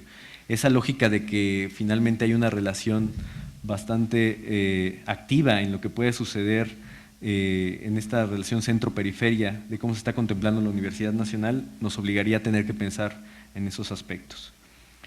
Como una más de las tendencias de la moda, el diseño paramétrico ofrece lo que en su momento el movimiento moderno intentó para universalizar el racionalismo de la función en el diseño y sirve para advertir los riesgos que un fenómeno como este impulsa sin atender las cuestiones que podrían hacerlo apropiable a nuestro contexto. Esfuerzos como el de Félix Candela en México o Leadio Dieste en Uruguay incidieron en una arquitectura que lograra en su momento condiciones de eficiencia y belleza a partir del aprovechamiento de las estructuras alabeadas de concreto o tabique en sus respectivos casos. La oportunidad que tenemos con el parametricismo es dar continuidad a los trabajos de estos dos ingenieros arquitectos en el desarrollo de técnicas constructivas que puedan abatir costos en la construcción, logrando eficientes esquemas de producción arquitectónica en el diseño de la vivienda, donde la participación de la comunidad permite una apropiación de las técnicas sin alardes formales gratuitos. Es interesante cómo, para poner el ejemplo dentro de estos síntomas, dentro de esta facultad, me parece que se ha puesto demasiada atención en estos aspectos que dentro del ámbito de las estructuras y de este conocimiento sobre ellas se ha desarrollado en proyectos de investigación, en exposiciones, incluso en ejercicios académicos. Basta ver afuera de esta facultad como en estos momentos hay ejercicios interesantes donde en algún taller de esta facultad se desarrollan proyectos que parece que se quedan simplemente en ese elemento cuando no trascienden un poco más en la propuesta que arquitectónicamente se podría desarrollar. Me parece que los esfuerzos que se han hecho desde la especialidad de cubiertas ligeras, el trabajo que Dino del Cueto ha hecho también dentro de esta exhaustividad en la profundización del trabajo de Candela, parece que tiene todavía una deuda pendiente para poder encontrar por ahí algunas vetas que podríamos explorar dentro de esta facultad. Estos esquemas implican la participación del arquitecto, en alguna forma parte del proceso social de construcción del hábitat. Sin embargo, los asentamientos humanos pasan por una serie de modificaciones naturales que poco a poco reconstruyen los escenarios que habitamos. Estos slums, que determinan parte del paisaje contemporáneo de las ciudades mexicanas, posibilitan una comprensión distinta del papel del arquitecto. Si bien no podemos articular una tabula rasa que reconstruya la imagen idílica del modelo de ciudad que queremos, sea cual este sea, bien podemos cuestionarnos el sentido formal de la arquitectura que proyectamos. Aquí basta recordar lo que en el año 2000 Maximiliano Fuchs planteaba en la Bienal de Venecia con el tema del Less Aesthetics, More Ethics, en atención a las condiciones en las que la arquitectura y la ciudad del nuevo siglo debía ser. En el 2012, por ejemplo, David Chipperfield planteaba justamente el tema de la common ground, es decir, plantearse si no debemos desde la arquitectura recuperar la idea de lo común para determinar no arquitecturas singulares, sino arquitecturas discretas que sirvan de catalizadores urbanos a partir de la disolvencia formal. Es sin duda una apuesta más arriesgada e implica un manejo del oficio mucho más preciso para lograr que un edificio destaque, no por sus cualidades sugestivas, sino por sus silencios. Fernando González Gortázar plantea justamente alrededor de esto que la arquitectura popular es producto de una sabiduría acumulada por generaciones, pero también es producto de materiales regionales, de una adecuación entre los diseños arquitectónicos, su materia prima, el clima, la forma de vida. Si a esa gente la sacas del lugar y la traes a un arrabal urbano en donde no encuentran los materiales, ni esa forma de vida, ni las orientaciones astronómicas que escogían originalmente, la cultura ligada a la tierra desaparece porque desapareció la tierra. En este proceso, las estructuras urbanas pueden detonar nuevas lecturas sobre lo construido en el proceso cotidiano de transformación de las ciudades, sobre estas voluntades colectivas que consolidan estilos más allá de los esfuerzos personales, que no hacen más que entrar en la competencia formal que documenta la ciudad deshumanizada. Este esfuerzo común de una parte de la sociedad por consolidar esta serie de depósitos materiales aventura una embrionaria condición de estilo que podría madurar hasta encontrar un lenguaje de lo popular, desde la urbe contemporánea para los años venideros. La pregunta que cabe aquí es si se está construyendo una nueva versión de la arquitectura popular y vernácula, donde probablemente las instituciones, las universidades, se sienten ajenas porque todavía no lo alcanzamos a entender. Finalmente, la falta de planeación en los asentamientos de menos de 15,000 habitantes, es decir, los asentamientos considerados rurales, dispersos a lo largo de todo el país, y su concentración informal en estas urbes de estas periferias donde las 57 zonas metropolitanas que por lo menos hasta el 2005 existían, pueden plantearse como síntomas latentes de patologías urbanas en gestación. Las condiciones de desigualdad presentadas en el país acentúan las fluctuaciones arquitectónicas en 3 líneas fundamentales. 1. La alteración y pérdida de los saberes tradicionales que caracterizaban la arquitectura vernácula en zonas del país donde el sitio, los usos y costumbres y el manejo de materiales permitieron sistemas constructivos que aportaron en el desarrollo de una arquitectura propia. 2. La carencia de elementos de infraestructura y equipamiento que permitan un desarrollo más justo para las comunidades alejadas de los epicentros urbanos. Y 3. La noción alterada del significado de patrimonio y las formas de intervención arquitectónica sobre lo construido. Si se dan cuenta, estas lógicas probablemente habla de saldos pendientes que todavía tenemos de reflexión dentro de las prácticas cotidianas. Es decir, hasta dónde dentro de los talleres de arquitectura podemos salir de los ejemplos cotidianos construidos en la Ciudad de México, donde cotidianamente recurrimos a los mismos ejemplos, los mismos terrenos para plantear cosas que probablemente están escapando a problemáticas mucho más acendradas que habría que resolver. Las consecuencias directas de esta falta de planeación es la pérdida del diseño de espacios de equipamiento que permitan el ejercicio pleno de los derechos a partir de un desarrollo equitativo. Los ensanches urbanos del siglo XIX permitieron en su momento definir estructuras urbanas que atendieron fundamentalmente al desarrollo de centros de barrio, donde el equipamiento provisto por el Estado-Nación permitía consolidar un tejido que hoy podemos corroborar a partir de sus usos y actividades. Sin duda, presenciamos modelos de hacer ciudad que reivindican una estrategia beligerante que violenta y transgrede las posibilidades de hacer ciudad a través del espacio público. Quizá la arquitectura opera de origen como una imposición violenta sobre los sitios en que se construye. Sin embargo, las posibilidades de transformar el entorno para hacer ciudad han puesto en crisis el paradigma civilización-barbarie al anular cualquier posibilidad de diálogo con una base ideológica que no mira futuros, sino la propuesta sucedánea de la especulación, ya sea económica o estética. La ciudad actual ya no está configurada a partir de patrones identificables que permitan al ciudadano sentirse en plena realización de sus actividades productivas o de ocio. Actualmente nos encontramos con sujetos no formalizados, como diría Saskia Sassen, que ocupan de manera esquizofrénica la ciudad en emergencia constante. Estamos asistiendo a manera de espectadores a la recomposición de los paisajes que habitamos, donde la relación centro-periferia ya no aparece como referencia fija, sino como constante desplazamiento que desvela flujos físicos y virtuales de energías que modifican los territorios y amenazan con ser enfermedades crónico-degenerativas para nuestro hábitat. Dejo esta reflexión como para justamente poder pensar hasta dónde las lógicas en las que se están construyendo estas reflexiones nos podrían permitir también pensar en esos futuros, no solamente lo que está sucediendo alrededor, sino lo que puede suceder en los próximos años. Muchas gracias.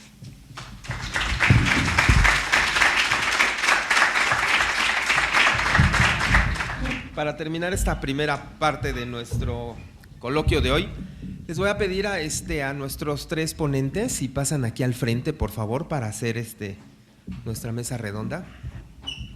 Bien, este primer día estamos hablando sobre la teoría y la historia. Y quisiera yo iniciar haciendo una pregunta y que cada uno de ustedes lo pueda contestar desde su óptica, desde su punto de vista, tratando de relacionar las tres ponencias que tuvimos.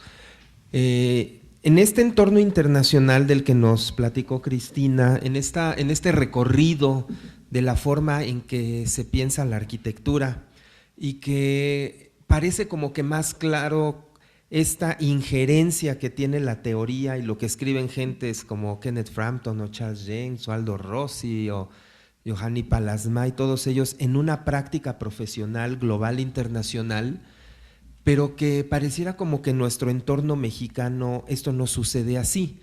Y a veces leemos o discutimos estos textos y estas cosas en el ámbito solamente académico. Yo les preguntaría, desde la academia, en nuestro entorno nacional, ¿para qué sirve la teoría y la historia? ¿Qué implicación tiene en la práctica profesional e incluso en el desarrollo de políticas públicas?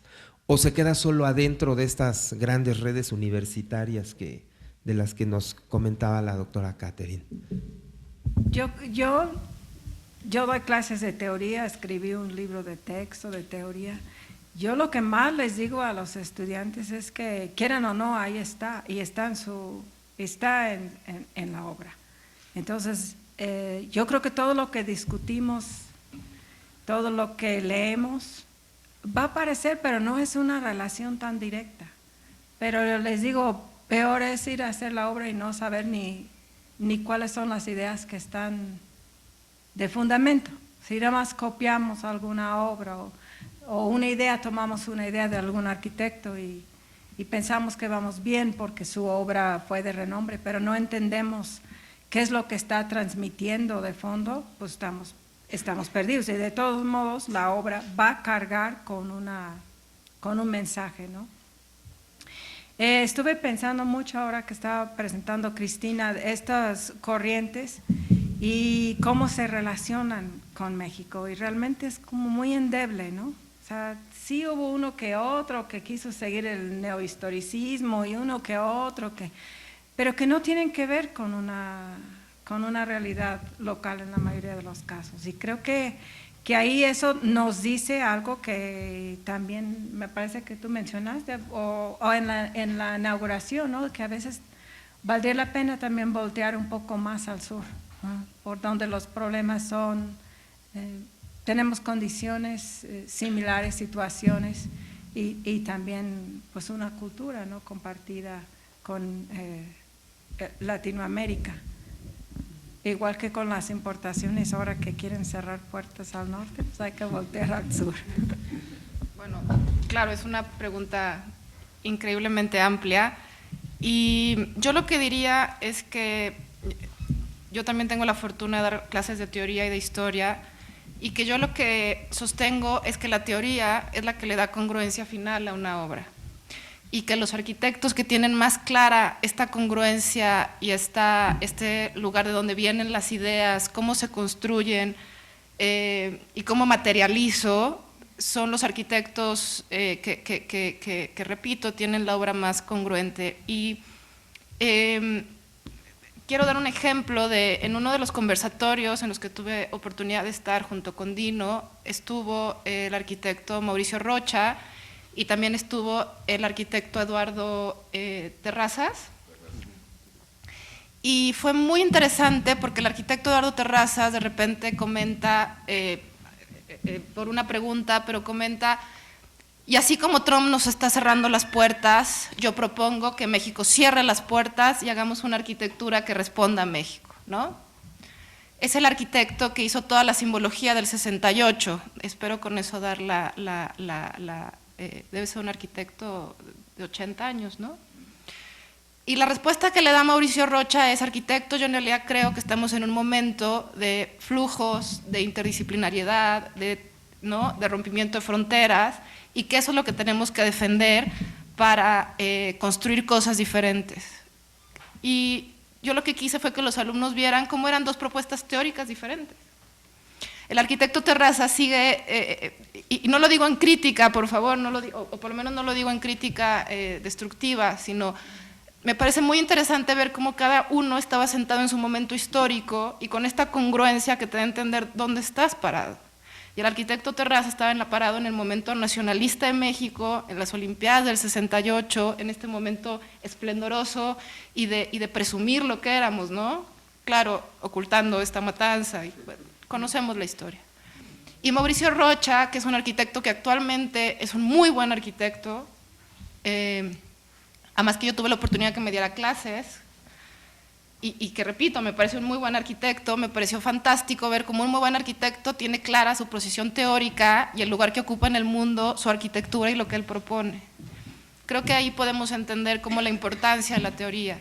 Y yo soy de las que piensan que la erudición y el conocer mucho, pues sí puede ser muy elegante y en una cuestión narcisa, padrísima, pero en realidad la propuesta es ¿qué hago con eso?, ¿no?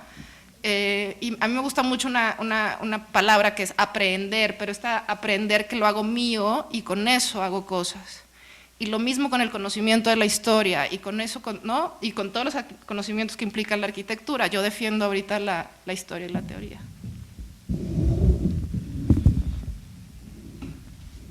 No se vale arrancar con este tipo de preguntas, ¿no? A mí me parece que hay una cuestión interesante que tiene que ver también con cómo se están entendiendo las relaciones entre estas dos. O sea, me parece que el hecho también de que a veces, incluso también el origen de esta misma área tiene ese sentido, ¿no? Teoría, historia e investigación. Pero a veces pareciera que el soporte en los que se ha apoyado justamente la relación entre teoría e historia, a veces parece que deja fuera la crítica dentro de esta lógica. El hecho de que, por ejemplo, en esta facultad a veces preguntemos o nos metamos en esta idea de cómo en los talleres de arquitectura se están construyendo proyectos, parece que nos concentramos en la misma instrumentalidad del proyecto mismo, ¿no? ¿Dónde está el acceso? ¿Cómo llegas? ¿Dónde están esas reflexiones que te hacen pensar en los usuarios, en las instalaciones, en el sistema constructivo y demás? Pero parece que a veces se quedan en esa superficie que evidentemente hace que un proyecto pueda verse o pueda funcionar en el sentido mucho más amplio del término, pero también a veces dejamos de lado lo que está detrás del proyecto, ¿no? ¿Dónde están esas ideas que pueden dar sentido?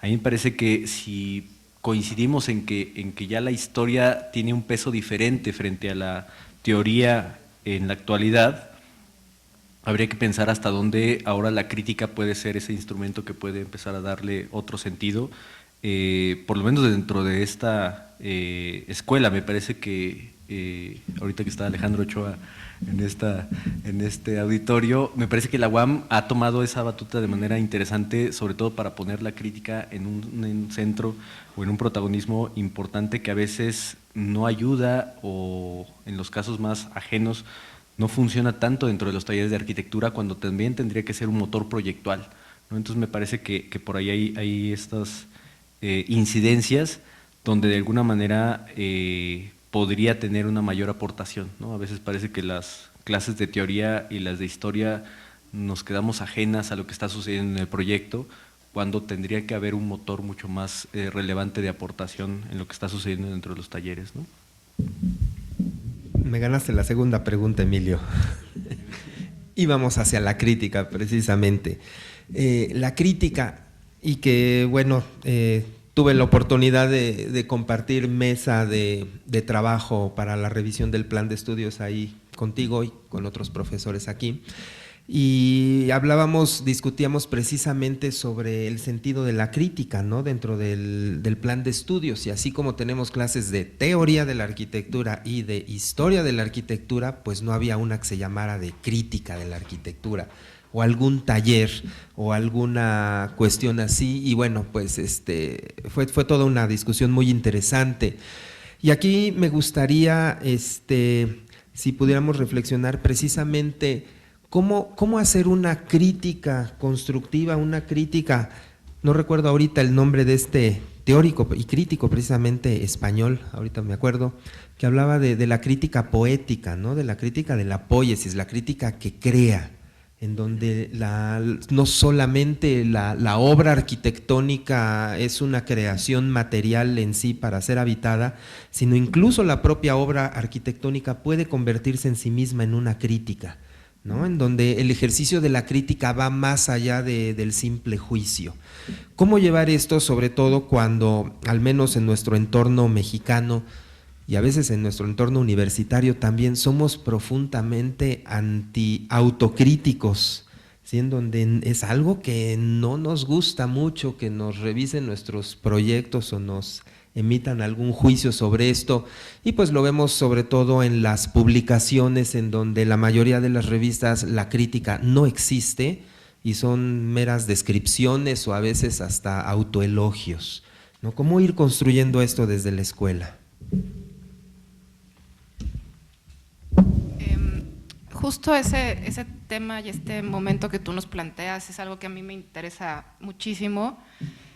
En el doctorado en Historia del Arte tuve la posibilidad de enfrentarme a Immanuel Kant, que es el creador de la crítica con sus 3 críticas.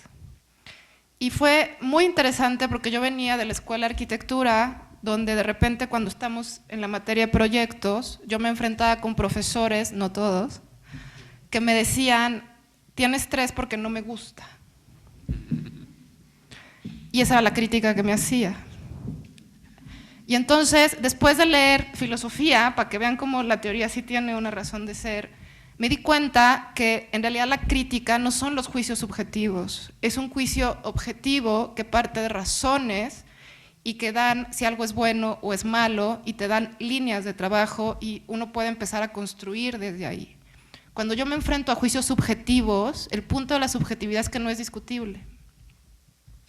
yo no le puedo decir, lo voy a convencer de que le guste, ¿no? Lo puedo convencer de que es bueno porque cumple el programa. ¿Sí se dan cuenta la diferencia entre el objetivo y lo subjetivo? Yo creo que aquí en proyectos, desde la teoría, con la historia y de nuevo con instalaciones, con administración, con construcción, con todas las materias, tenemos que aprender a trabajar la arquitectura a partir de esta idea de construir pero objetivamente. Y por supuesto hay un momento que es como la cereza del pastel, que es el momento creativo. Y ahí sí creo que este momento creativo es muy, muy, muy complejo.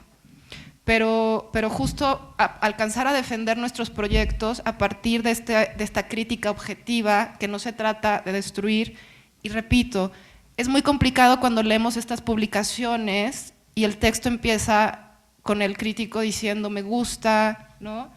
Me parece bien, el color, no lo sé, ¿no? No, la crítica seria, la crítica que construye, la crítica que parte de lugares es la que permite construir y yo eso creo. Yo creo que, bueno, yo he hecho algunos ejercicios también a nivel licenciatura en el tema de la crítica y creo que lo que a veces nos falta, sobre todo en la docencia, es reconocer la importancia del planteamiento del problema. O sea, nos dejan un proyecto, un programa, pero ¿cómo entendemos? Y esto pues tiene que ver con la teoría. O sea, si me encargaron una escuela, yo pienso la escuela como un lugar de castigo y vigilancia, o pienso, ¿cómo pienso la escuela? ¿Qué modelo educativo está detrás, etcétera? Es la única manera de defender el proyecto y también es la única manera de hacer una crítica, es a través de conocer también el planteamiento que hizo el arquitecto. Hay una crítica que yo he usado, de hecho hasta se lo mandé a Alejandro porque como es el crítico de México, un artículo muy sencillito de como 2 paginitas sobre el Centro Stata de Frank Gehry, que bueno, es un edificio en MIT, pues a la Gehry, ¿no? Que tenía muchas caricaturas que están unos hablando y uno le dice al otro, oye, estoy borracho, o ¿qué tiene ese edificio? No, dice, si lo ves bien es que estás borracho, ¿no? Por todas las curvas.